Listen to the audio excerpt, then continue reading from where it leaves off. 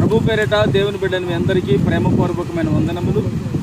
పరిశుద్ధ గ్రంథంలో దేవుని వాక్యమును ధ్యానించుకుందాం. 27వ కీర్తన 3వ వచనము. యెహోవాను నేను దానిని కాపు చేయుచున్నాను, ప్రతి నిమిషమున నేను దానికి నీరు కట్టుచున్నాను, ఎవడునూ దాని మీదకి రాకుండానట్లు దివారాత్రము దానిని కాపాడుచున్నాను.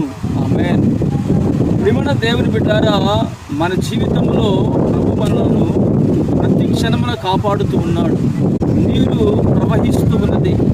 ఈ నీరు ద్వారా సకల జీవరాశులు నీటి ద్వారా ఉంటాయి. నీరు అనేది దేవుని వాక్యము. ఈ దేవుని వాక్యము వలన మనిషి బ్రతుకుతాడండి.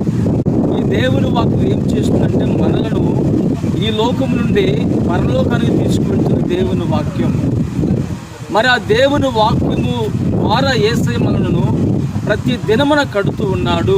ఎలా కడతాడంటే, ఒక తోటకి నీరు కట్టాలి. ఆ నీరు కడితేనే ఆ తోట చక్కగా ఫలభరితంగా మార్చబడుతుంది. నీటి వలె యేసయ్య మనల్ని ఈ రోజున దేవుని వాక్యం ద్వారా కట్టును గాక. ఆమేన్. ప్రార్థన చేసుకుందాం. ప్రేమగల తండ్రి, పరిశుద్ధుడా, స్తోత్రము నాయన.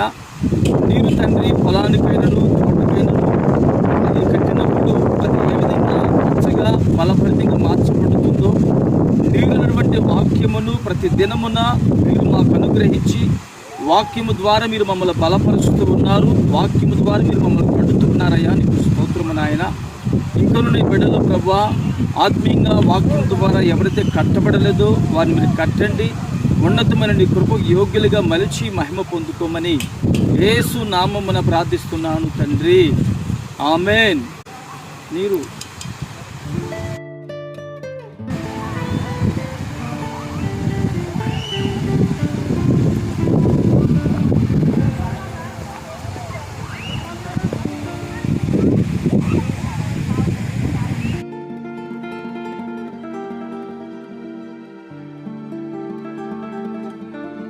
ఈ నీరు ద్వారా సకల జీవరాశి బ్రతుకుతుంది. అలాగుననే ఇప్పుడు మీరు చూశారు కదా ఆ వీడియోలో, ఈ విధముగా మనల్ని కూడా యేసయ్య ప్రతి క్షణమున నీటితో ఆయన కడుతూ ఉన్నాడు.